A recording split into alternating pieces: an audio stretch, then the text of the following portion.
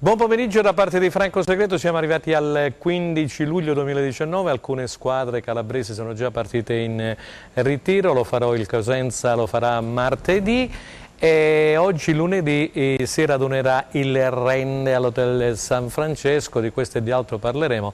Però in apertura c'è una notizia che ormai conoscono tutti, il mondo sportivo dei tifosi cosentini è in lutto per la morte di un ragazzo che faceva parte degli Ultra, molto vicino alla terra di Piero, Daniele Caristi. Allora io vado da Stella Battaglia, buon pomeriggio Stella, la nostra collaboratrice, perché sia il Cosenza Calcio che il Rende hanno praticamente fatto le condoglianze sui rispettivi siti delle società alla famiglia del povero Lillo Caristia.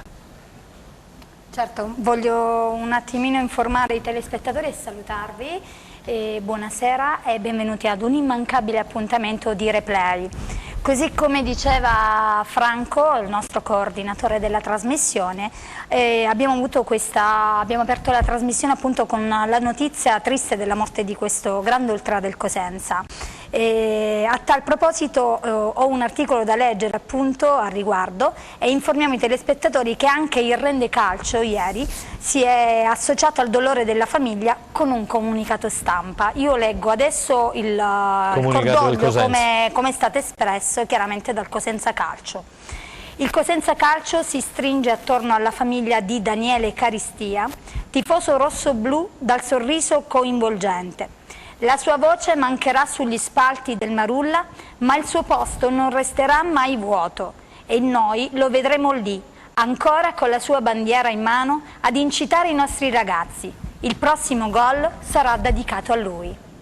Benissimo, grazie Stella. Allora io vado a presentare subito gli ospiti di questa ennesima puntata di Replay che terminerà poi il suo discorso annuale il prossimo 29 di luglio. Grazie a Pippo Catto, direttore di nuovacosenza.com, nostro collaboratore, per aver accettato l'invito, sarà qui con noi anche nelle due ultime trasmissioni, cara Stella. Grazie al presidente Rende Calcio Fabio Coscarella, grazie Presidente. Grazie a voi, buonasera. Per essere con noi e grazie ad Andrea Spinelli, un nostro vecchio amico, allenatore di calcio. Allora Pippo, so che tu eri molto amico del papà del povero Lillo.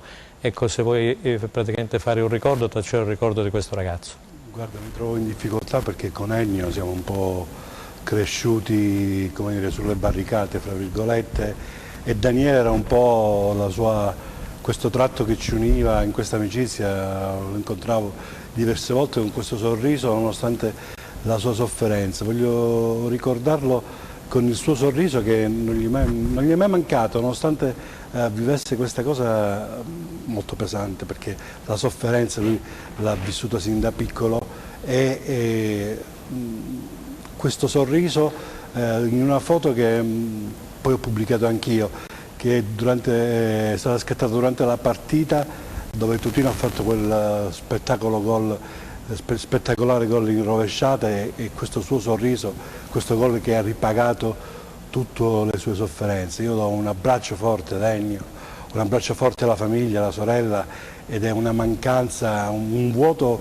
incolmabile. Un ragazzo di 34 anni che va via, è una vita spezzata che non merita, cioè dici com'è ingiusto il mondo. Alla fine Daniele ci mancherà un po' a tutti. Dicevo che questa mattina ci sono stati i funerali, poi c'è stato uno striscione, Lillo uno di noi, con una stella rossa e poi insomma l'effigie anche di Dublino, eccetera, molto bello, molto toccante, molto significativo. Quello che ha detto anche Pippo Gatto. Presidente, anche il Rende si è unito al dolore, giusto una battuta prima di entrare in argomento?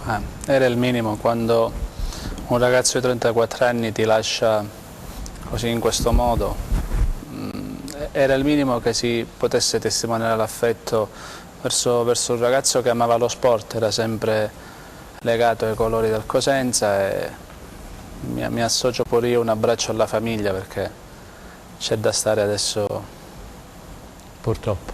E allora Andrea, giusto una battutina? Mi dispiace perché un ragazzo così giovane ci lascia, un tifoso in più sugli spalti, uno attaccato al mondo rosso-blu nonché alla terra di Piero. Ci uniamo al dispiacere, al cordoglio della famiglia. La vita va avanti e ce lo ricorderemo sempre nei nostri cuori perché è un tifoso eccezionale rosso-blu. Ok, grazie allora Stella. Noi entriamo subito in argomento perché, come dicevo all'inizio, oggi si radunerà il Rende, il primo giorno, qui c'è il presidente Coscarella. Se vuoi leggere abbiamo anche l'elenco dei convocati che il collega addetto stampa della società biancorossa Francesco Pirillo ci ha mandato. Ci sono anche i primi 4-5 acquisti che poi leggerò io e faremo poi naturalmente dire anche al presidente Coscarella. Allora possiamo partire con i convocati e poi diamo subito spazio al presidente del Rende Calcio Coscarella. Vai! Allora, come già abbiamo anticipato, parte oggi la nuova stagione del Rende Calcio che si svolgerà nell'impianto del Marco Lorenzano dal 15 luglio e terminerà domenica 28 luglio. La squadra agli ordini del tecnico Angelo Andreoli sosterrà 2 sedute di allenamento giornalieri, mattina ore 9 e pomeriggio ore 18. Eventuali allenamenti a porte chiuse verranno comunicati di volta in volta. Di seguito, come diceva già Franco, la lista dei convocati. Allora, portieri: Savelloni Luca, Borsellini Davide, Palermo Gianmarco, Cassalia Demetrio. Difensori: Blaise Allan, Germinio Gabriele, Bruno Luca, Sicuro Ciro, Lucera Raimondo, Alfano Diego, Preti Alberto. Centrocampisti: Rossino Riccardo, Cipolla Daniele, Bonetto Mattia, Carbone Michele, Chiarello Francesco, Sidibe Ciaberlian, Raimondo Luca. Attaccanti: Vivacqua Francesco, Leveque Alessio, Scimia Luca, Boito Antonio, Hakik Ismail, Crusco Antonio. E poi abbiamo il calendario delle amichevoli da definire gli orari di inizio: domenica 21 luglio contro la formazione Berretti del Rende, giovedì 25 luglio, avversario ancora da definire, domenica 28 luglio contro il Crotone. Ok, allora grazie a Stella. Allora io ricordo che subito dopo la prima pausa pubblicitaria per le notizie di calciomercato avremo in collegamento telefonico il collega e amico Alessandro Russo della Gazzetta dello Sport. Allora Presidente, vogliamo parlare di questa nuova stagione del Rende, quella che inizia oggi? Sì, parte oggi la stagione 2019-2020 con tantissimo entusiasmo. Abbiamo già oggi avuto i primi 4-5 acquisti, sono ragazzi tutti quanti già seguiti da... Gli alletti nei convocati li vogliamo specificare? Sono Luca Bruno, che è un ragazzo cresciuto nelle giovani del Crotone, ha fatto anche un po' di Serie B, l'anno scorso era a Siracusa, avevamo già cercato di prenderlo negli anni passati.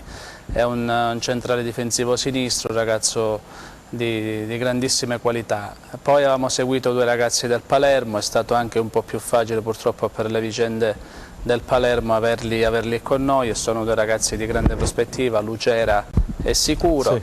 Prendiamo Scimia dal Pescara, ragazzo che già volevamo prendere lo scorso anno.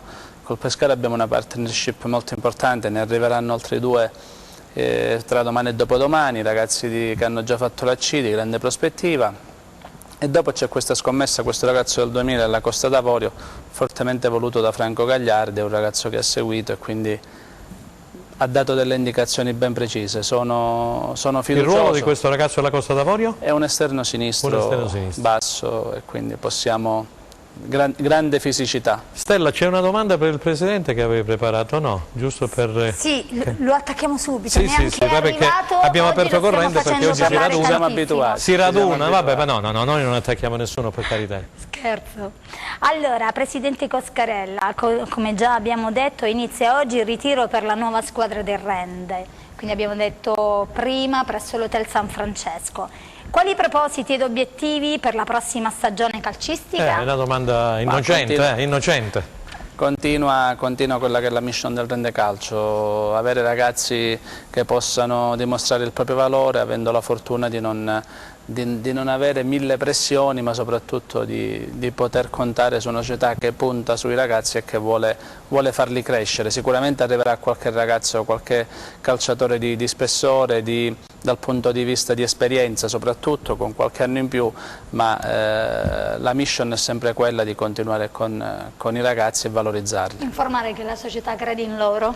Assolutamente sì, parlano per fortuna i fatti che negli ultimi 3 anni sono passati da noi ragazzi che poi hanno preso strade importanti di Serie B e addirittura di Serie A. Hanno preso il volo. Ok, allora Pippo, cominciamo con questo Rende. Sono andati via molti giocatori da sabato. A Franco leggevo proprio ieri che passerà al Cesena in questi giorni di Francesco Modesto. Poi al Presidente chiederemo tante cose anche sulla Serie C, perché i famosi playoff non verranno disputati più da 28 squadre ma da 8. Si è arrivata a 28. No, non è assolutamente. C'è questa, ho letto no, rimane il format vecchio dei playoff, perché è stata forse una delle cose più belle di quest'anno, l'ha rimarcato quindi il format Presidente, quindi la notizia che è uscita praticamente non è da tenere in considerazione? Assolutamente rimane il format attuale che mette in condizione fino all'ultima giornata di avere un senso, altrimenti poi si crea una, questo è pure divario. Le ultime partite sono quindi veramente... qualcuno ci avrà ripensato, perché era uscita la notizia prima.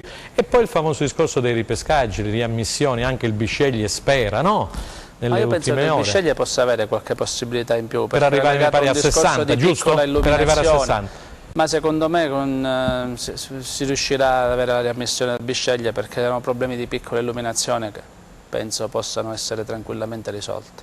Allora Pippo, vogliamo parlare allora di questo Rende giovanissimo a chilometri zero, così come lo ha appunto definito il Presidente Coscarella? Come al solito il Presidente Coscarella ci sorprende sempre, ogni anno tira fuori dal cilindro una novità, quest'anno penso la più gradita, perché puntare sui giovani, puntare su un tecnico sconosciuto a tutti, perché Andreoli lo conosciamo, lo ricordiamo, è arrivato in Serie B, come dire, tarda età, tra virgolette, col Cosenza, ha dimostrato di essere un valido giocatore, adesso ha la possibilità di mettere sul campo le sue idee, e lui da ragionatore del calcio penso che idee ne abbia tante, ma soprattutto questo valore aggiunto che il Presidente sfrutta non alla grande, alla grandissima.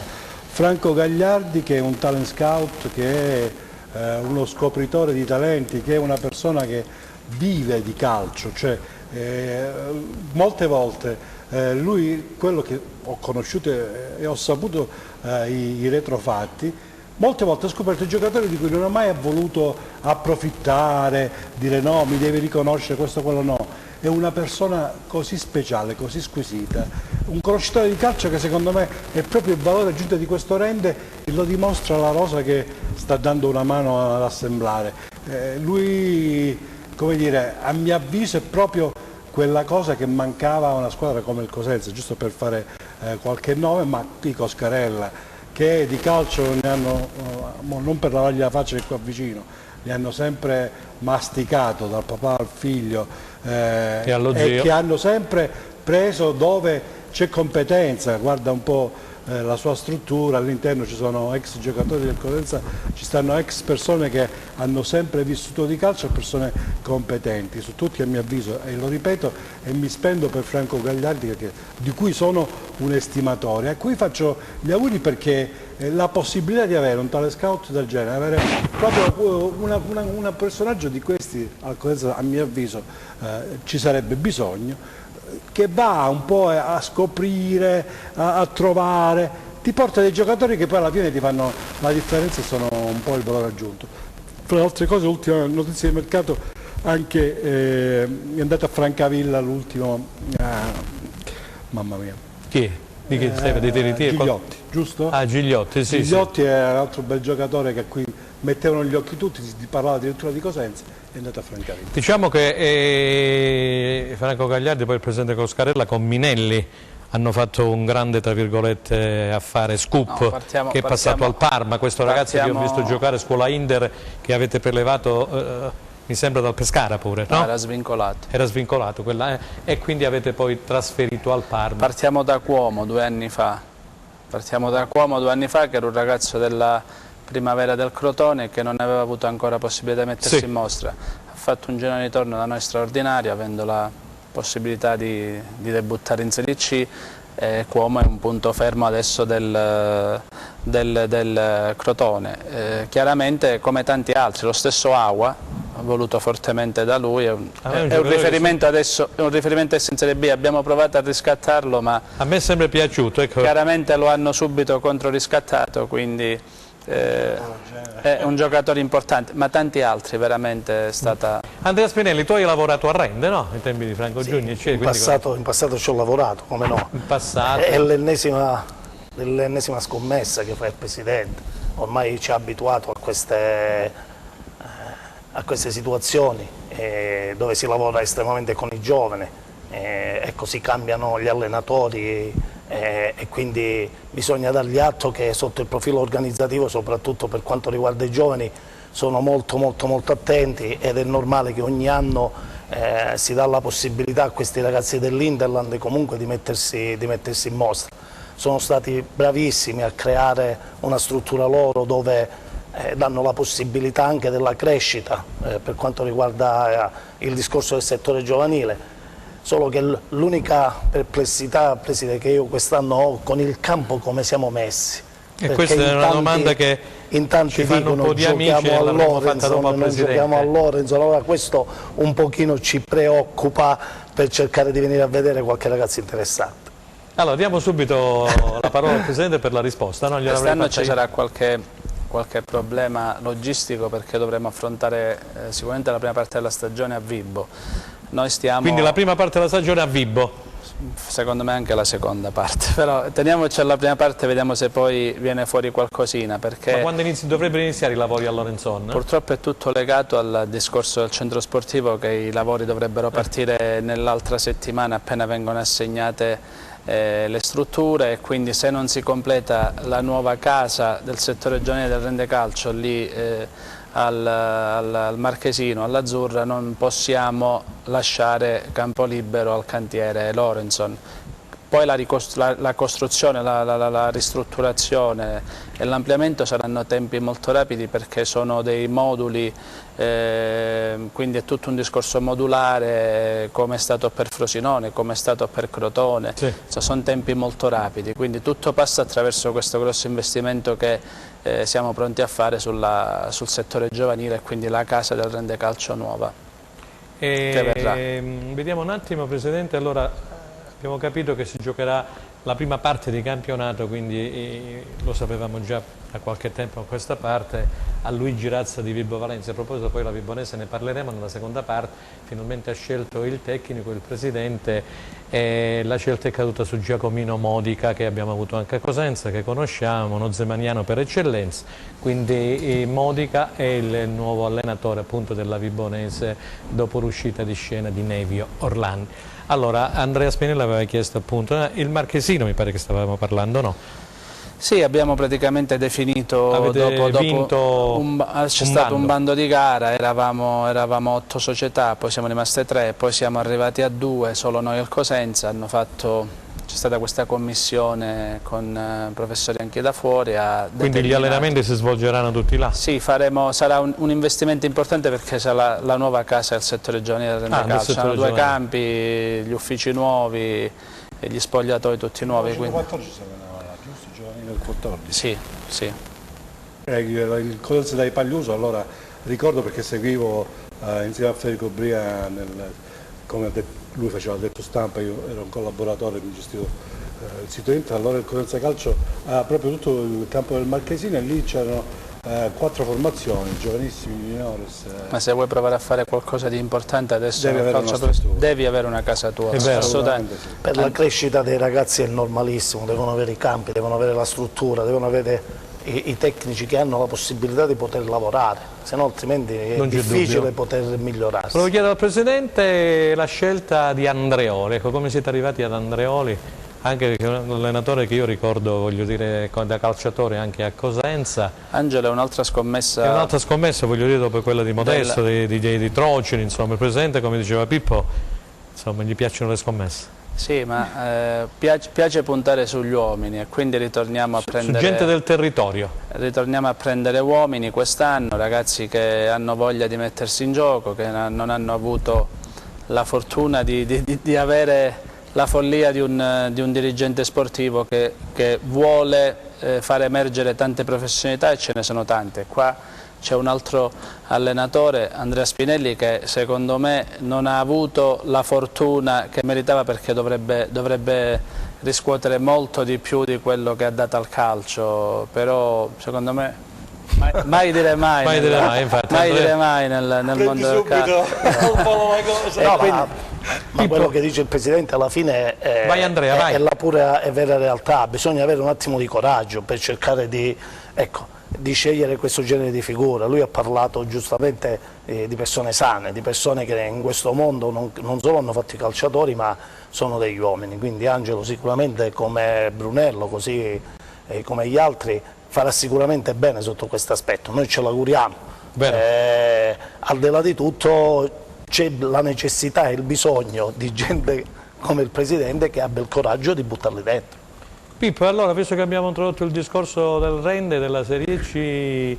Chiudiamo la Serie C, no? Sì, parliamo di Serie C perché ieri per esempio io per caso c'è un bello scambio, il Catanzaro sta ho visto il presidente del Catanzaro ieri sera assoverato, sì, era con i dirigenti eccetera, si parlava di calciomercato, poi c'è la Regina che oggi parte per il ritiro con Mimmo Toscano, e Bertoncini e Ciccio De Rose, insomma sta allestendo la Regina Calcio, una squadra veramente per puntare a qualcosa di importante, senza dimenticare che c'è una formazione come il Bari che ha preso Andenucci, gli ha fatto firmare un triennale, veramente una corazzata sta avvenendo fuori. Io questo devo chiedere al Presidente. Prego, prego. No, Presidente, quest'anno il Bari vorrebbe fare quello che ha fatto il Catania stesso, insomma. Che ha fatto l'anno scorso in Serie D, ammazzare il campionato già fin da subito. La Serie C non è la Serie D perché ma è un campionato difficile, è un livello di B2 dove lo stesso Bari che è andato a pescare tra i giocatori di Serie B e Serie A, Frattali in porta, Antenucci all'attacco, Flo Nuncio,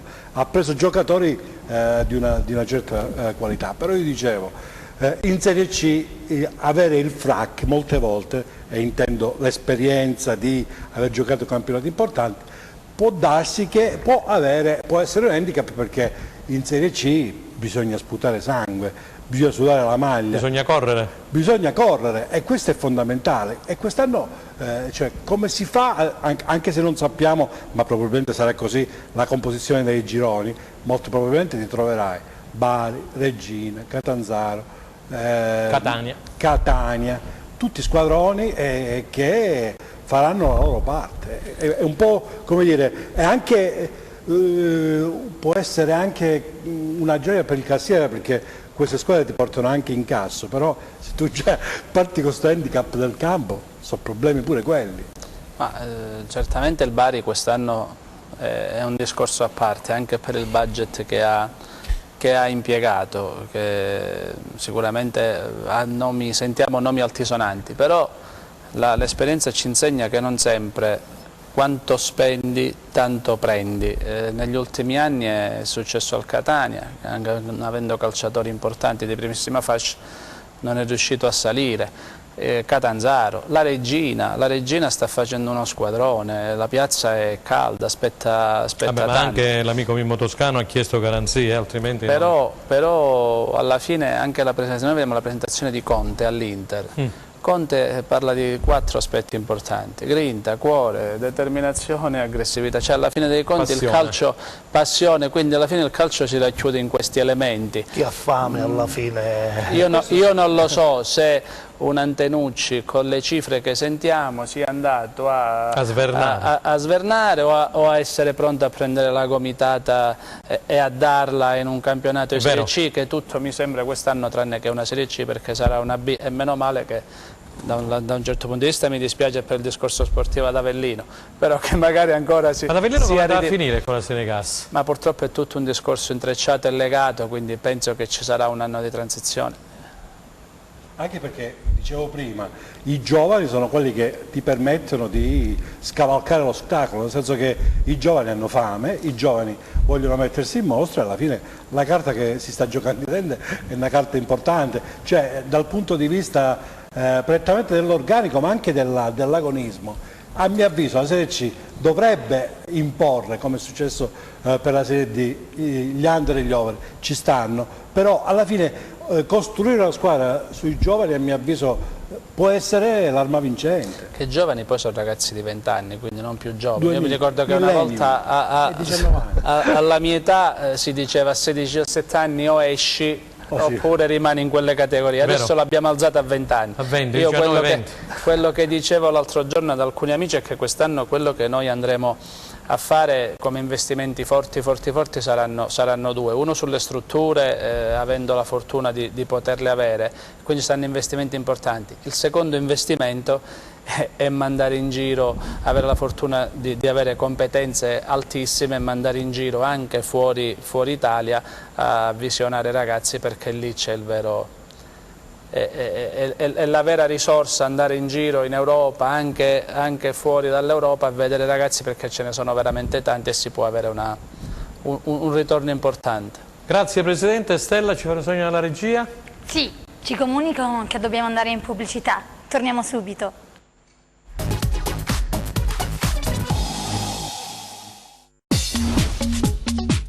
Cerca Teleeuropa sul tuo Play Store o Apple Store e scarica la nostra app.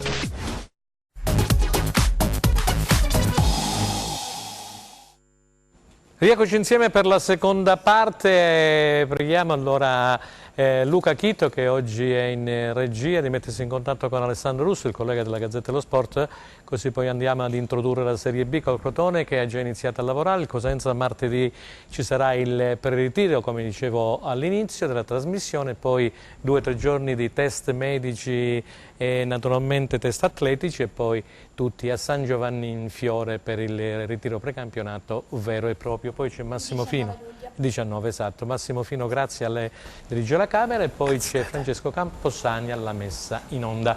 Allora Pippo, il Presidente, vogliamo chiudere il discorso? Il Cosenza va in Sila, ma il Rende dove si allena? Cioè, ho sentito una cosa che sono rimasto lì per lì così. Te lo spiego adesso il Presidente? Il Rende noi eravamo già, come gli anni scorsi, pronti per andare in Sila. Quest'anno abbiamo la fortuna come valore aggiunto di avere nello staff il professore Armando Fucci, che nel campo dei preparatori atletici è veramente un punto di riferimento importante. Mi diceva che se non si sta sopra i 1800-1900 metri è perfettamente inutile andare in montagna per un discorso di ossigenazione nel sangue, quindi sì, praticamente sì. La sera poi l'importante è riposare bene e quindi avrebbe preferito rimanere in loco, e quindi faremo tutto quanto lì da noi a Casarende. Benissimo, riprenderemo dopo sulla Serie C, perché abbiamo al telefono, ci fanno segno dalla regia, Alessandro Russo. Buon pomeriggio Alessandro. Buon pomeriggio a voi Franco. Grazie per essere intervenuto anche oggi. Allora vogliamo introdurre il Crotone, che ieri si è radunato, e poi naturalmente parleremo anche del Cosenza. Grazie Alessandro. Sì, il Crotone è una squadra che ha un organico pressoché fatto, anche se c'è da dire che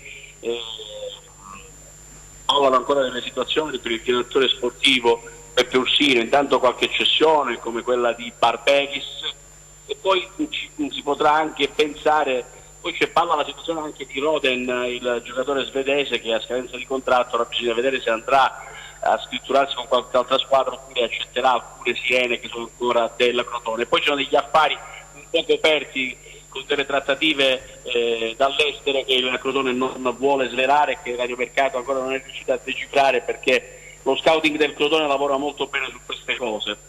È una squadra già forte di per sé, che ha avuto quell'incidente di percorso del girone d'andata dello scorso anno, che stavolta vorrà essere il classico Crotone.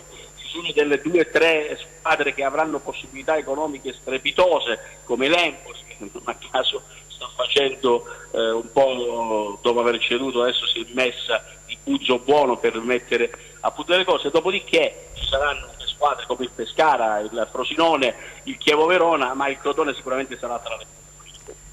Ok, allora vogliamo introdurre il Cosenza. Domani inizia questo preraduno qui in un albergo di Rende. Pippo, stamattina su novacosenza.com, come titolavi Pippo, solo 16 calciatori, però altri ne arriveranno nei prossimi giorni. Ma sicuramente oggi c'è stata l'ufficializzazione di Moreo, di questo ragazzo. Di Moreo, sì, di Moreo.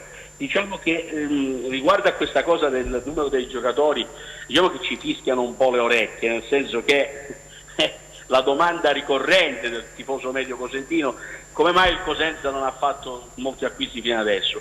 A mio avviso, io vorrei ribaltare concettualmente la cosa, mi sembra una buona notizia, nel senso che il Cosenza non vuole prendere chi che sia. Il Cosenza che ha in programma di fare 8/9 acquisti, questo è certo. Il Cosenza ha in calendario 8-9 nuovi ingressi e ci saranno questi acquisti, non saranno dei giocatori qualunque. Il Cosenza, lo andiamo a ribadire, non può competere con ingaggi o con procure di alcuni agenti che sono alla stregua delle squadre che ho citato prima, perché c'è una diversità di budget, nonostante ci sia un'area urbana che sotto alcuni aspetti esplosiva a livello di numeri di tifosi, perché poche piazze possono garantire 10-12 mila spettatori secondo le partite di cartello. Il Cosenza lo può fare, ma evidentemente la società ha un perimetro economico che vuole tutelare, e ovviamente il direttore sportivo Trinchiera, che domani sarà a Milano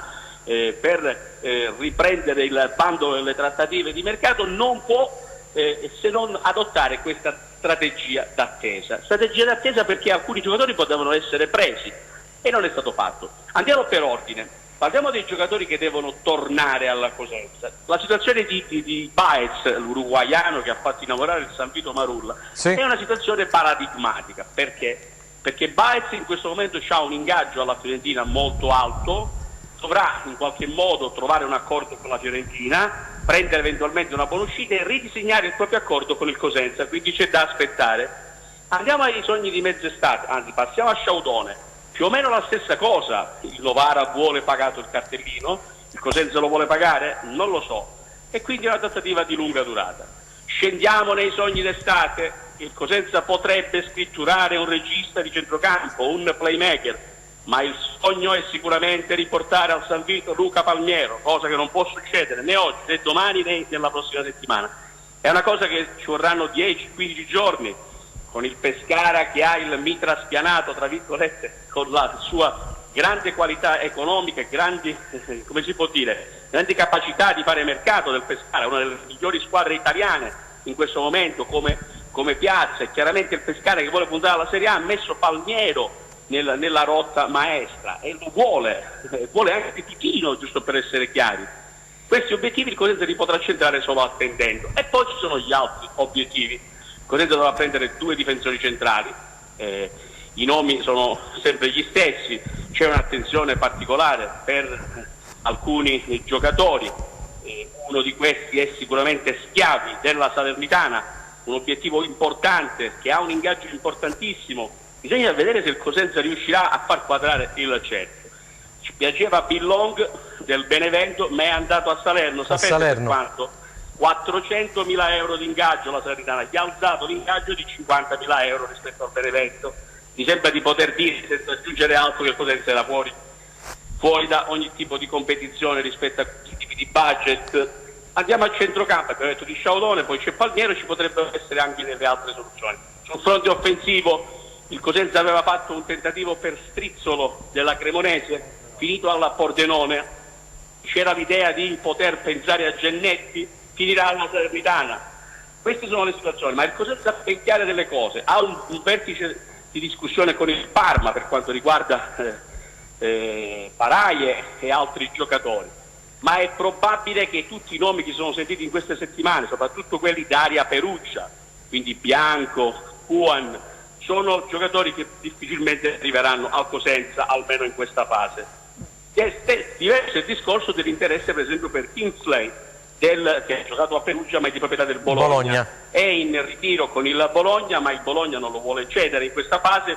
Bisognerà vedere cosa ne penserà però tra 10-15 giorni, anche perché il mercato, signori miei, amici supporter del Cosenza, che ovviamente anelate a volte anche dalle mie parole che io vi debba dire qualcosa di concreto, il mercato finisce esattamente fra 50 giorni, quindi 50 giorni può succedere di tutto, si può ribaltare ogni tipo di concetto, e dunque la strategia del Cosenza, che pur possa sembrare un po' strana e depressiva, probabilmente è l'unica tattica possibile. Vabbè, per un occhio al bilancio l'abbiamo capito, l'abbiamo parlato sempre, un occhio al bilancio, e qui naturalmente il presidente... Fammi finire Andrea, scusami, perché Balata, l'ho ripetuto spesse volte, ha definito cittadelle Cosenza le squadre, i club più le società virtuose della Serie B, quindi quello che in effetti ha racchiuso Alessandro nel suo dire. Ci sono delle domande, partiamo da Andrea Spinelli. Prego, Franco. Alessandro, ascolta.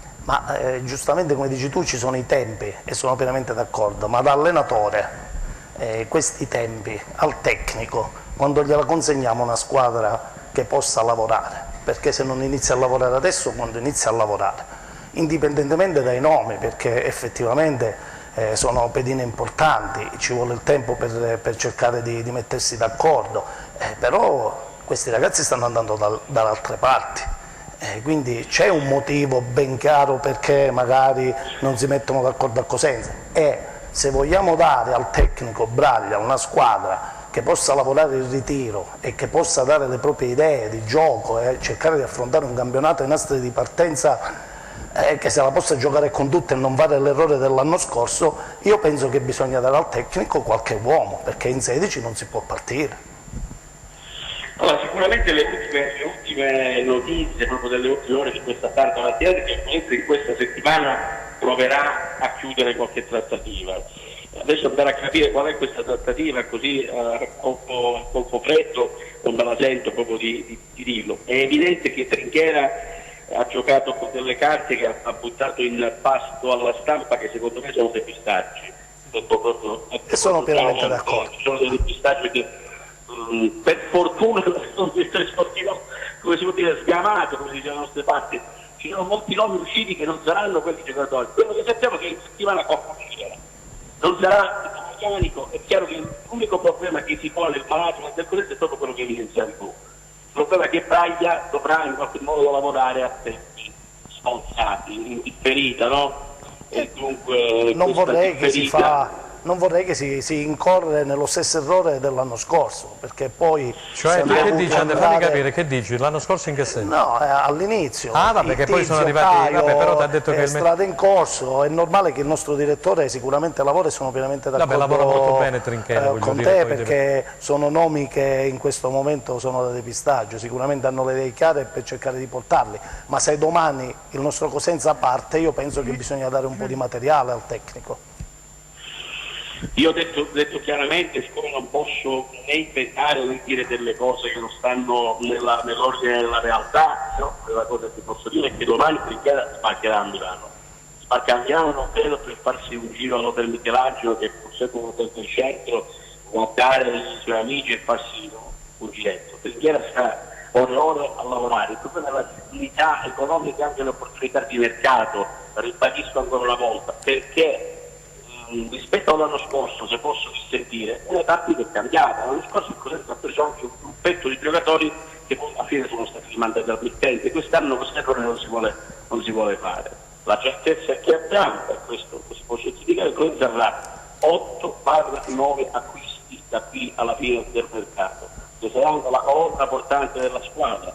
Evidentemente per motivi di natura economica e di trattative e per motivi proprio di possibilità di arrivare all'obiettivo, il Cosenza deve attendere. I nomi sono quelli. Il famoso mercato, no, ne abbiamo parlato anche la volta scorsa, allora, ne ho parlato io sul Corriere dello Sport, il titolo era mercato di attesa, mi pare che era chiude tutto. Scusami, io volevo salutare Aldo Cennamo che oggi non è con noi, si trova a Roma per impegni, mi manda in questo momento un WhatsApp, mi ha mandato, dove dice: ragazzi vi saluto, buona trasmissione eccetera eccetera, con simpatia, dice alla prossima ci saranno novità importanti per quanto riguarda le squadre calabresi. Non lo so a che cosa e a chi si riferisce. Porta sempre scoop. Quindi siccome Aldo... Ha una diretta privilegiata con Trinchera. Chi?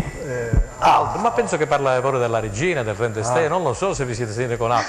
Parla delle squadre calabresi, quindi... Volevo domandare una cosa da... Prego, era giusto per un saluto ad Aldo Cennamo, che sarà con noi lunedì. Sempre riesce a mettere sempre il pepe sulla coda della famiglia. Vabbè, se no diventa nell'encefalogramma piatto, Presidente, o no? Assolutamente. Diventa piatto poi la trasmissione, un po' di pepe e di sale ci vuole. Assolutamente sì. Quello che voglio chiedere Alessandro, è ovvio che dopo il preambolo che hai fatto è normale che il Cosenza a questo punto punta molto sulle amicizie con le altre squadre, in soldoni, sui prestiti. Si parlava di questi giovani, visto il buon rapporto con il Napoli, che vengono fuori, uno su tutti, mi sparo questo nome, di cui si è parlato molto, Anastasio, Gaetano, sempre Anastasio. C'ho sempre questa cosa di Anastasio, di Gaetano, che attualmente è stato portato in ritiro insieme a Palmieri e a Tutino, e da quello che seguivo e si diceva in quel del ritiro del Napoli, Gaetano, uno fra Gaetano e Tutino dovrebbe rimanere in prima squadra. Che notizie hai tu su questa probabilità? Perché siamo d'accordo, l'ho anche scritto pure io, fino ad oggi Trinchera ha sviato tutti con trattative se non improbabili quasi, però diciamo che fondamentalmente qualcosa lui in mano già c'ha e penso sia proprio nel campo dei In prestiti. settimana c'erano le novità, questo a noi risulta al Corriere dello No, Sport. io chiedo appunto così come ad Alessandro che Gazzetta. informazioni aveva in questo riguardo. Dico tu che l'asse Cosenza-Napoli. Esatto. L'obiettivo numero uno per il Cosenza con il Napoli è Luca Palmiero, su questo non ci sono dubbi. Il problema è che se poi Palmiero volesse tornare al Cosenza, di mezzo c'è A, la volontà del Napoli, B, la Corte del Pescara, C, la possibilità del Pescara di rilanciare anche economicamente, D, l'orientamento del procuratore di Palmiero, che chiaramente ascolta tutti. È chiaro che se a me o a te dicessero in un foro qualsiasi preferisci guadagnare 100 lire o 300 lire, non credo che avessi la possibilità di rispondere al spasso o la possibilità di rispondere al spasso. Sono giocatori che hanno un cuore, hanno un'anima, hanno un pensiero, sono ragazzi che si sono fatti anche con Cosenza. È chiaro che però il radiomercato è sempre così, è molto stuzzicante. Cosa dire di Gaetano? Un bel giocatore, un giocatore che piace, ma non so se possa essere una priorità o una roba del genere. Da quello che so, il Cosenza cerca giocatori pronti per la B, perché bisogna essere chiari. L'obiettivo numero uno del Cosenza deve essere sempre in Serie B, centrare la salvezza. Bisogna parlare chiaro e tondo alla piazza, bisogna preparare sempre tutti con i classici elmetti che il mitico mister Gianni Di Marzio tirò fuori in una metafora prima della partita di Salerno, di tanti anni fa. Il Cosenza non può fare voli pintati, il Cosenza deve essere una squadra umile che lotta per salvarsi, si salva e poi eventualmente va ai playoff. Ma bisogna pensare sempre con raziocinio, far capire che non siamo un vaso di porcellana, siamo un vaso importante che però sta in mezzo ad una gioielleria e che dunque deve fare zig-zag per arrivare all'obiettivo. Poi, come lo scorso anno, si è creato il parco perché quello addirittura arrivasse ai playoff. Ma quella è una circostanza, quest'anno bisogna ricostruire tutto e bisogna essere più umili dell'anno scorso. Cercare di capire che serve una squadra tosta che scenda in campo per fare prima i punti per la salvezza, dopodiché puntare a qualcos'altro se ci riesce. L'entusiasmo c'è sempre, la società è molto realistica nella sua dimensione di costruzione delle cose e bisogna anche saper posizionarsi, perché l'anno scorso il Cosenza era penultimo per quanto riguarda l'investimento degli ingaggi, quest'anno magari lo sarà lo stesso. E dunque vorrà dire che però non è detto che il risultato non arrivi, perché se il Cittadella era ultimo, il Cittadella è stato un passo alla Serie A, programma, c'è un direttore sportivo con il quale mi pregio di conversare diverse volte durante il giorno, il signor Marchetti, che va a scovare dei giocatori di qua e di là, è una squadra tosta di prospettiva che gioca da anni sempre un calcio riconoscibile, quello a cui deve tendere il Cosenza.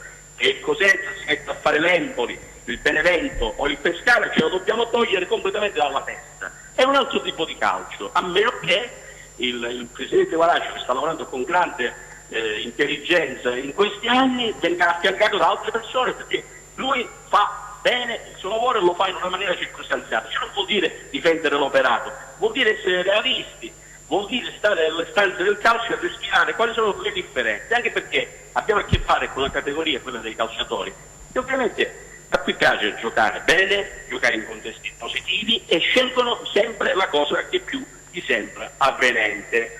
Dunque c'è anche questo da tenere in considerazione. Speriamo quello che ci servirà nei prossimi giorni. Allora, qui Ma c'è io il penso Presidente. positivo, bisogna pensare positivo. Ci vero? mancherebbe altro, ma noi Positivo. lo pensiamo da sempre in positivo. Allora, c'è il Presidente del Rende Coscarella, è partito anche la regina in ritiro di Mimmo Toscano e il Catanzaro cerca elementi importanti, il Crotone abbiamo detto che è partito anche ieri. Cosa vogliamo dire delle squadre di Serie C, del Rende in particolare che si raduna oggi? Allora, cosa dire? Il Rende ha dimostrato in questi anni, non tanto perché c'è il Presidente in studio, perché poi il Presidente lo vedo operare anche a Milano delle cose, ormai ha una realtà costruita su dei giovani efficienti, c'ha una struttura anche tecnica importante, quindi riesce a centrare l'obiettivo con intelligenza, giocando anche sempre un bel calcio, esporta anche allenatori, l'ultimo Francesco Modesto che è andato a Cesena, e quindi cosa dire? Anche quest'anno ci si aspetta una lieta sorpresa dal Rende che dovrà costruire dal basso il proprio miracolo. sportivo è una realtà. Per quanto riguarda le altre squadre, la Regina punta in alto. Negli ambienti della Serie C, per esempio, parlavo con un dirigente del Bari l'altra sera, la squadra che temono di più per quest'anno è la Regina, perché la Regina ha dietro di sé una forza propulsiva, un ambiente, una città, una tifoseria incredibile, e si pensa che sarà una grande squadra. Stessa cosa vale per il Catanzaro, che si conferma come struttura di squadra, sta cercando di mettere a posto alcuni colpi e certamente punterà alla B. Un obiettivo della B che è molto difficile quest'anno per tutti, perché c'è molta concorrenza nei vari gironi, perché Bari e Monza per esempio stanno facendo delle campagne acquisti che sembra di stare ad Aima, Cardiniato, alla Faietta, Parigi, si spende e si spande senza problemi e senza alcun timore reverenziale, quindi bisogna anche essere realisti. Le altre punteranno alla salvezza, si punteranno alla salvezza come base, ma lo scorso anno anche il Renzi puntava alla salvezza per dei playoff. Il calcio è cambiato, non ci sono più squadre materasso, non ci sono più obiettivi certi, non ci sono più altre problematiche, ma ci sono situazioni che si costruiscono sul campo, non a parole. E chiudiamo con la Vibonese che ha preso Giacomino Modica, finalmente ieri è arrivato l'annuncio ufficiale. A questo volevo alludere, realisticamente le squadre si costruiscono sul gioco, Giacomino Modica è una di quelle soluzioni che allude a questa costruzione di una squadra che arriva all'obiettivo attraverso il gioco. Grazie ad Alessandro, grazie per essere intervenuto e buon lavoro. E un saluto a tutti i tuoi ospiti. Grazie, buon lavoro Alessandro. Ciao, e allora Alessandro. abbiamo introdotto il discorso Cosenza, abbiamo introdotto anche il discorso Crotone, però c'era da leggere qualcosa perché in casa Chievo-Verona ci sono degli scossoni abbastanza forti e pesanti. Allora, se l'abbiamo dalla regia, nel frattempo io direi a Stella di leggere quello che ha scritto il collega Tullio Calzone, appunto dalle colonne del Corriere dello Sport, perché la Guardia di Finanza ha sequestrato un bel po' di milioni di euro in casa Chievo-Verona per le plusvalenze col vecchio Cesena, e lì naturalmente la Procura federale, oltre che naturalmente la Procura ordinaria, stanno entrambe indagando. Vai Stella, vediamo se c'è una regia, se no poi Vediamo, leggere. se no posso leggere qui. Prego. Uguale. Allora, i tifosi del Padova sperano nella Serie B. Spera nella B anche la rinnovata dirigenza del Padova con l'azionista di maggioranza, l'imprenditore franco-armeno Joseph e l'amministratore delegato Alessandra Bianchi. Il club veneto attende gli esiti anche a livello sportivo del provvedimento di ieri del GIP del Tribunale di Forlì, Monica Galassi, che oltre a contestare i reati di bancarotta fraudolenta, falso in bilancio e l'emissione e l'utilizzo di fatture false, ha disposto la misura interdittiva di divieto ad esercitare attività di impresa e il sequestro preventivo di beni per circa 9 milioni di euro. L'inchiesta, come noto, riguarda le presunte plusvalenze fittizie contestate a Chievo e Cesena. Quest'ultimo club, peraltro, già fallito. Cosa potrebbe comportare a livello sportivo tale decisione del Tribunale di Forlì? Il Padova, assistito dall'avvocato Edoardo Chiacchio, forte della domanda di ammissione presente nei termini accolta dalla FIGC, vigila sugli sviluppi anche in sede di giustizia sportiva e alimenta la convinzione di avere diritto a disputare il prossimo torneo di Serie B. Allora Pippo, qui siamo nel Triveneto, il Chievo piange, o piangerà, non lo sappiamo, il Padova spera. No, guarda, solito discorso, ti ricordi nella passata stagione col Crotone quello che è successo? Venerdì c'è stato il Consiglio federale, la VGC, e a domande esplicite sul Chievo, Gravina ha risposto il Presidente aspettiamo. Gravina ha detto il Chievo per noi è a posto, dalle carte che ci hanno dato è a posto. Sabato la Finanza ha sequestrato le azioni del Chievo in base a questo andamento delle plusvalenze su cui il Crotone ha lottato. E questo dovrebbe essere la nuova Serie B, che la grafica è quella. E a questo punto bisogna capire. Possiamo tornare in studio. Cioè, come si può dire? Si ripetono gli errori del passato, ci si trincera dietro come dire, quello che appare e non quello che è. Vorremmo capirlo, anche perché questo discorso del Chievo sono 2 anni che sta andando avanti, la Procura federale soprassiede qua e là, però alla fine stiamo vedendo che tutto è rimasto così senza essere stato modificato. Presidente. Io non lo so, io a questo punto lui dice che ha detto Gravina, sue dichiarazioni, finalmente un'estate tranquilla, partiremo senza problemi, però i problemi ci stanno perché i ricorsi la società li hanno fatto ugualmente. Il Presidente fa parte anche, mi pare, no? Sì, la ma Lega ricopre un fatto... incarico in Lega, come vanno le cose in Lega proprio quest'anno? Quest'anno siamo a buon punto, stiamo mettendo... Anche il Presidente ha detto finalmente un'annata dovrebbe essere un'estate un po' più tranquilla. Sì, assolutamente, ma in riferimento al discorso del Chievo, sì, come diceva prima Pippo... Col vecchio Cesena, quello fallito... Sono 2 anni che va avanti questa storia, sì. Allora questa giustizia d'orologeria mi sembra un po' strana, perché bastava farla 15 giorni prima, in sede di iscrizione, magari si vedevano tante Quello che diceva cose. il Crotone l'anno scorso. Il Chievo penso sia stato tanto agevolato, anche a discapito di una nostra conterranea quale il Crotone, perché il Crotone doveva disputare la Serie A l'anno scorso. Vero. Quindi è un discorso che a noi deve far pensare questa orologeria che parte. Il Palazzo tutela le cariatidi, magari le società che hanno fatto un po' la storia, tra virgolette. Il Chievo in Serie A è stata questa matricola terribile, però ultimamente il Chievo ha preso un po' una piega che, non lo so, non mi piace molto raccontarla così, ma le cronache della giustizia dicono altre cose. Andrea Spinelli, allora, secondo tu come la inquadri la situazione? Se ci deve essere giustizia, giustizia sì, è uguale per tutti, quindi non c'è dubbio. Se hanno sbagliato, ecco, già gli hanno dato proroga l'anno scorso a discapito del Crotone, io penso che gliela daranno anche quest'anno, però se da un punto di vista federale la documentazione è a posto, ecco, lì subentra sempre la nostra burocrazia in Italia che non si sa quando inizia, cioè si sa quando inizia e non si sa quando finisce. È la legge del mondo, il grande contro il più piccolo, il pesce grosso mangia il piccolo, il mecenate del Chievo si mangia il Padova, è inutile. Presidente, qui mi chiedono un po' di amici... È un derby che non ci sta e non mi piace raccontarlo. Mi chiedono un po' come sarà la divisione quest'anno in Serie C. Ma dalle ultime indicazioni rimane il discorso territorialmente come è stato fino all'anno centro-sud. Forse ci sarà il Teramo che entra nel nostro girone. Che ha ingaggiato Arrigoni, l'ex giocatore di Cosenza e Lecce, 31 anni con un triennale addirittura. Che sta facendo una grande squadra. Quindi grande praticamente avremo un girone C, come diceva Pippo, da fuoco, da far tremare, perché Bari, sì, non metto l'Avellino perché sappiamo le vicissitudini, Bari, Catania, Ternana, Regina, come diceva Alessandro Russo prima, Ternana, temono la Ternana stessa. Catanzaro. Ha chiesto l'Itteri tra le altre cose, Pippo. Il Teramo ha chiesto pure Corazzi. Sì, sì. Quindi il giocatore del Cosenza, Cioè, anche lo stesso Mungo è appetito dal Teramo, Sì. Gli ha proposto un pluriennale.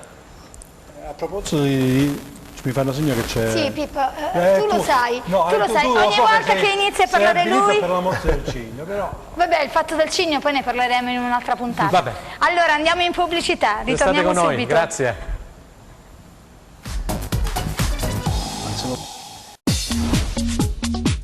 Cerca Teleeuropa sul tuo Play Store o Apple Store e scarica la nostra app.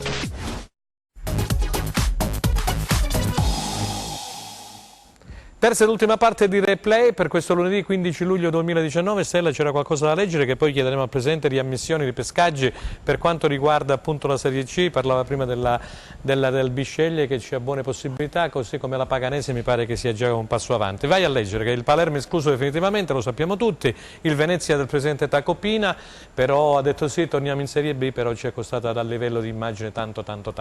Vai.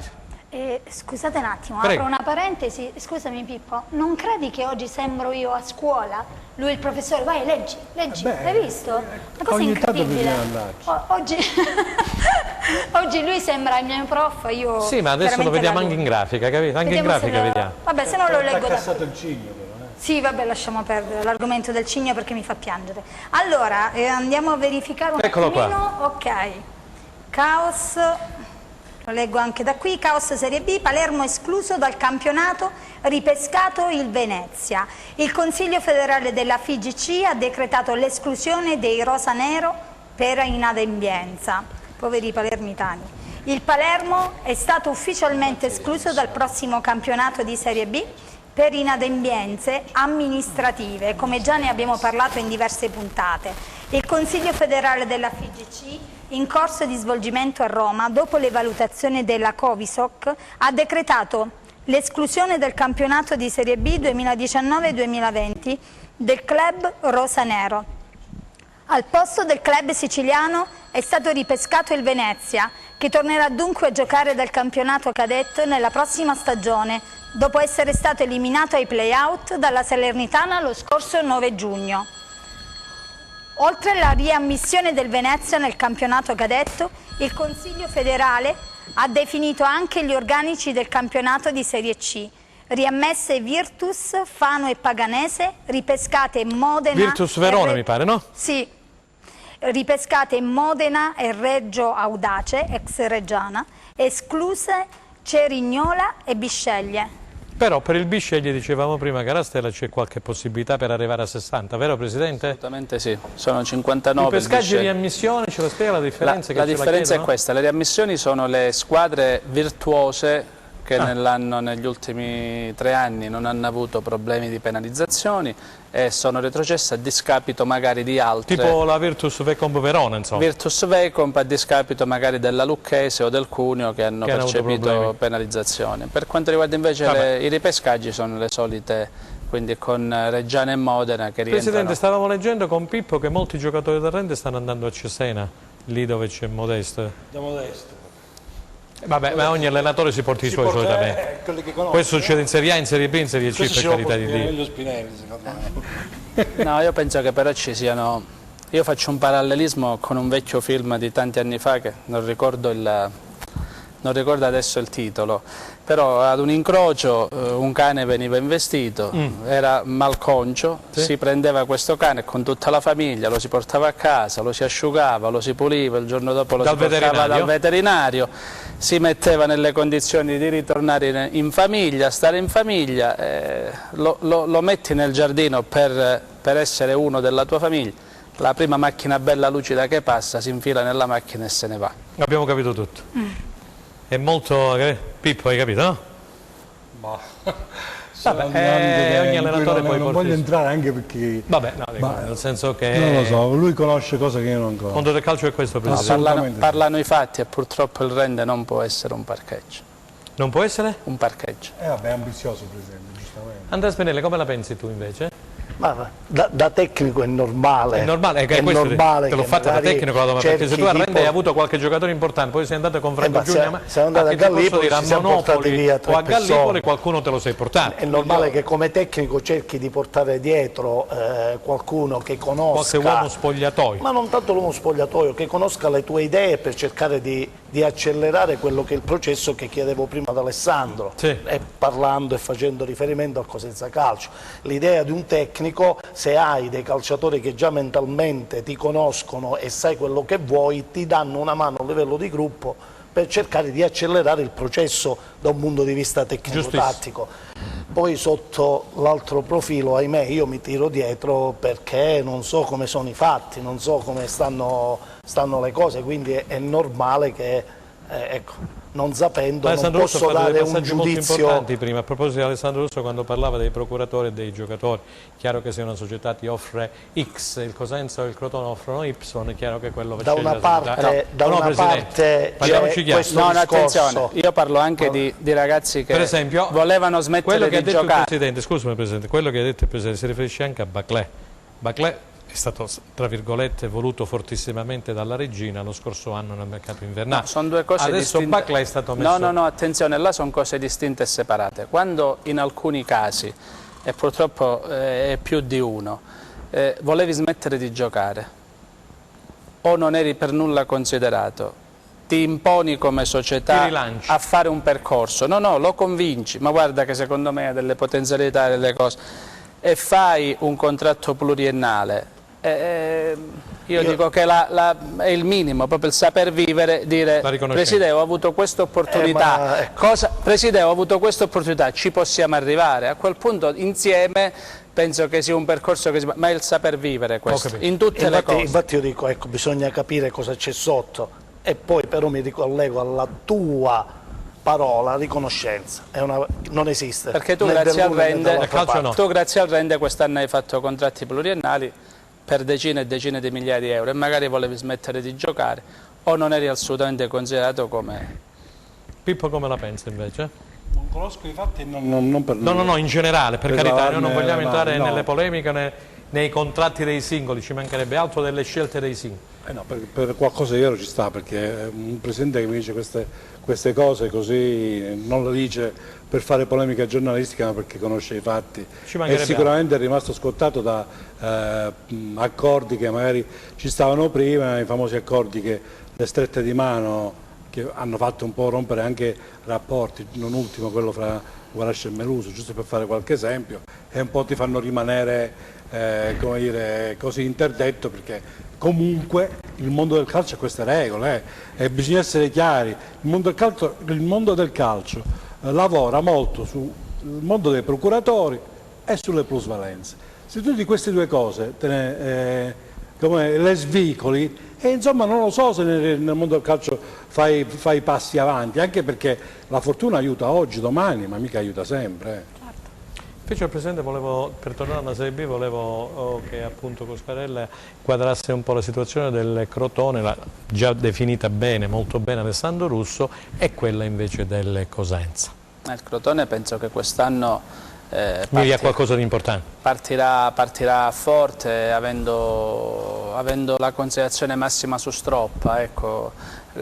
Stanno facendo investimenti importanti, ci sarà qualche altro arrivo anche dal Cagliari e da Sassuolo. Penso che quest'anno il Crotone dirà la sua fino alla fine, perché ha voglia di ritornare nel calcio che conta. Per quanto riguarda il Cosenza è un momento di attesa. Per quanto riguarda il Cosenza, alla fine penso che bisogna stare sereni, perché la piazza merita un mercato che sia all'altezza, perché 10-12 mila spettatori non possono essere lasciati con un vediamo di salvarci. Quindi io sono certo che la società col direttore Trinchera, che fa un ottimo lavoro, e la società del presidente Guarascio metterà in campo tutte le energie, perché questa gente aspetta qualcosa di più importante rispetto a una salvezza Prima Pippo e poi, perché ti vedo... Il giornalista di Pogatto c'è il presidente di una squadra di calcio che giustamente dice: se tu non hai ambizione, alla piazza non offri un obiettivo, dico ci proviamo, almeno quello, come pretendi di riempire lo stadio? Ma lo farà sicuramente. Io sì, proprio il posto che sono certo che il Cosenza farà un grande mercato. Il preambolo lo abbiamo già Alessandro ha detto che arriveranno 8-9 calciatori. Assolutamente, perché la piazza lo merita, penso quindi che non si può rimanere 19-24 deve non essere. si può rimanere sordi.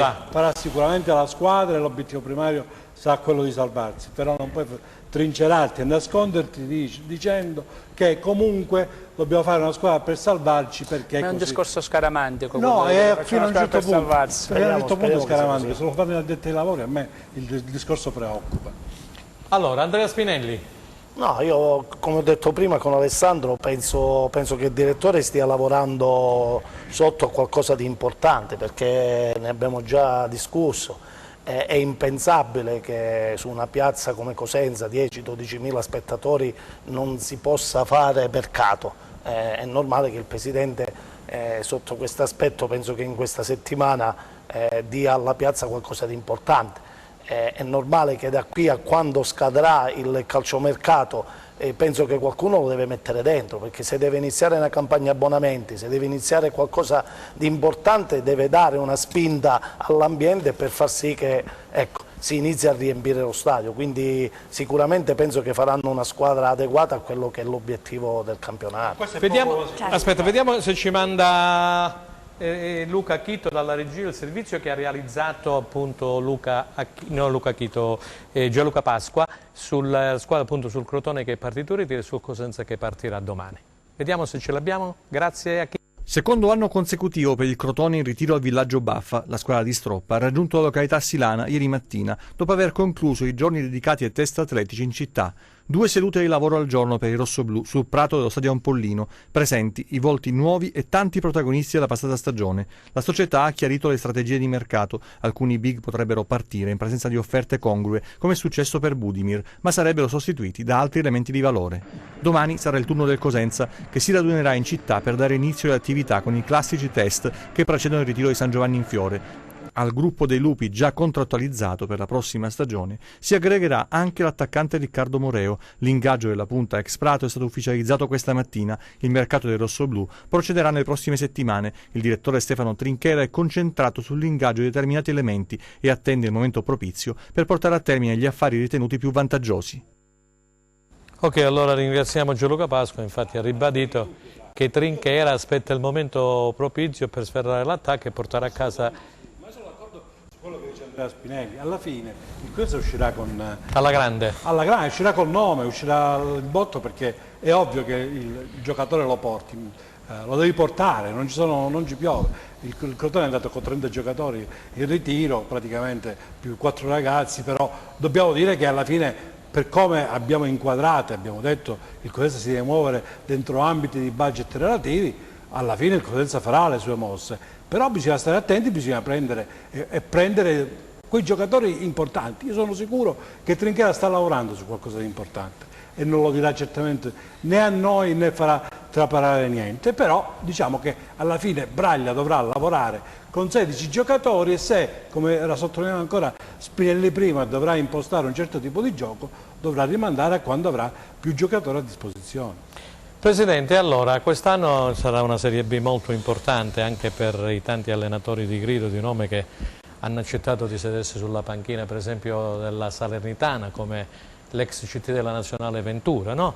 Bisognerà vedere gli stimoli, quali saranno, perché lui ha parlato, vorrei far tornare alla Rechi 25.000-30.000 spettatori, sta cercando di convincere Cerci, il suo pupillo di Torino, con un contratto faraonico per la Serie B a tornare praticamente a Salerno. Cerci si è preso 48 ore di così, dice mi faccio pensare un paio di giorni, dice sia lui che all'Otito il Presidente e poi daranno risposta.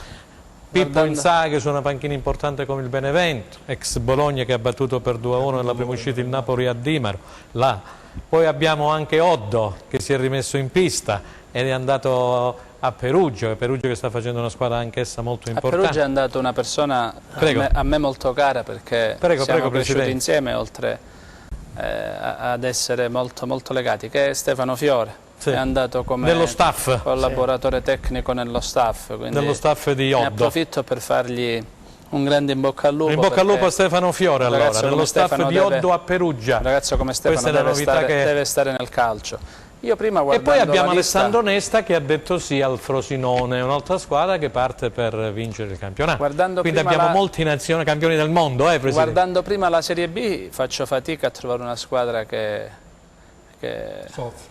soffre, perché è una Serie B. Partono tutti per vincere, poi questi nomi di grandi allenatori. Molto competitiva. Ecco la nuova Serie B, Stella. È una Serie B molto competitiva. Quindi. Presidente, Ascoli Benevento. Ascoli Benevento, Chievo, Cittadella, Cosenza, Cremonese, Crotone, Empoli, Frosinone, Juve Stabia, Livorno, Perugia, Pescara, Pisa, Pordenone, Salernitana, Spezia, Venezia, Virtus Entella e Trapani. Anche perché per le neopromosse c'è grande entusiasmo ogni anno. Trapani praticamente ieri ha ingaggiato Francesco Baldini, l'allenatore, era l'unica panchina rimasta libera dopo la vittoria dei playoff contro il Piacenza per la Serie B, e ieri è arrivato Sarà Baldini. Un campionato molto...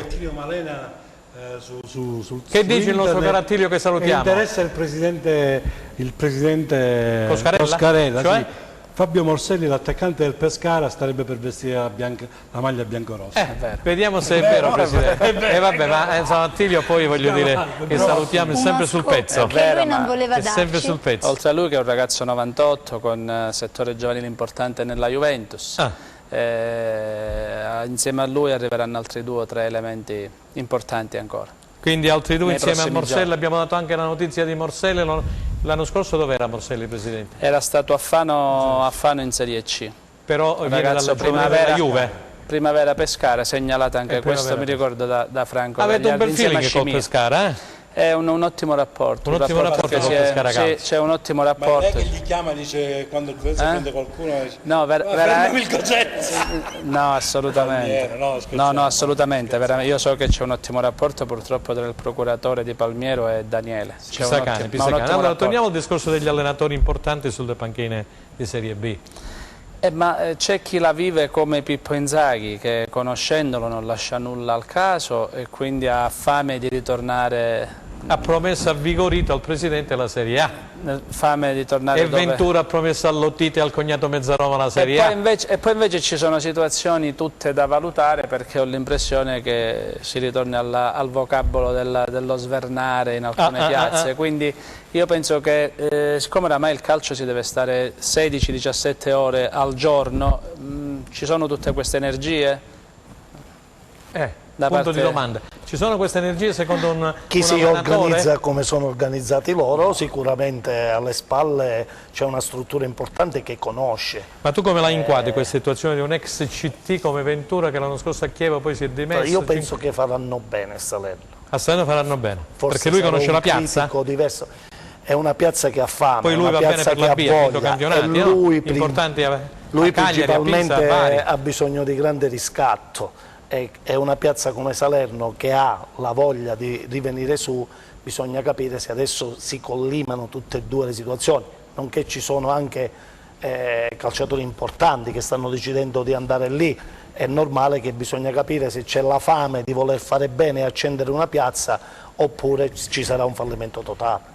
Vediamo Pippo come la pensa. Allora ci sono energie, c'è questa grande determinazione in uno come Ventura, magari Pippo Inzaghi che... La piazza di Salerno è una piazza non importante, di più, importantissima. Vabbè, ha fatto la Serie A. È successo di tutto e di più, è stato contestato subito da inizio stagione, poi ovviamente è esonerato, è arrivato il vice della nazionale, Gregucci, adesso è arrivato un ex allenatore della nazionale. E poi Ventura. E diciamo che l'Ottito quantomeno dimostra di sapersi muovere con i nomi. Il problema è capire quante motivazioni ha Ventura, sicuramente che si vorrà rilanciare, di portare avanti una piazza come quella di Salerno. Salerno è una piazza che non perdona, è una piazza che fa 8-9 mila abbonati, mica si scherza. È una piazza che solo poco fa hanno tagliati 5.000 abbonamenti a Benevento. Benevento, esattamente.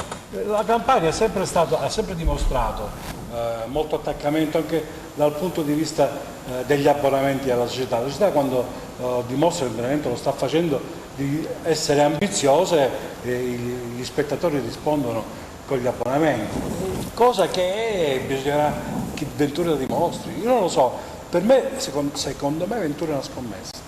Una scommessa con la sua età, che ha superato i 70? No, una scommessa sulla piazza di Salerno. Sulla scommessa Ventura l'abbiamo già visto, non è che con la nazionale ha avuto problemi, con le squadre del Stato ha avuto problemi. Col Chievo si è dovuto rimettere. Cioè Ventura non è che ha un grande...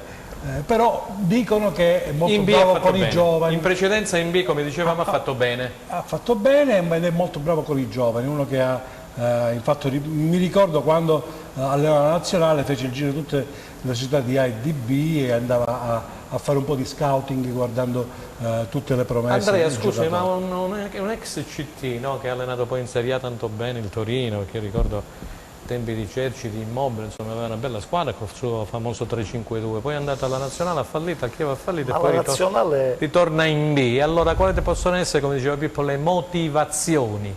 È la voglia di cercare di far capire a tutti quanti che si è fatto un concetto sbagliato di questa persona, perché fondamentalmente questo in B ha sempre vinto, Pisa, Bari e altre piazze importanti, nelle società di appartenenza ha sempre fatto bene lavorando con i giovani. È normale che il discorso nazionale è un discorso totalmente diverso, dove tu non hai una squadra sotto mano giorno per giorno, quindi lì non fai più l'allenatore ma fai il selezionatore. Giusto. Adesso bisogna capire, come dicevo prima, la piazza di Salerno è una piazza importante, se si riesce a partire bene lo stadio ti dà una spinta fuori dal normale, 20-25 mila spettatori sono tanti per una piazza di B. Se a questo gli mettiamo che il Cerci della situazione, anche lui fuori da un po' dal giro, si vuole mettere in gioco, allora ecco, come diceva Pippo, è una scommessa, però è una scommessa con date di fatto.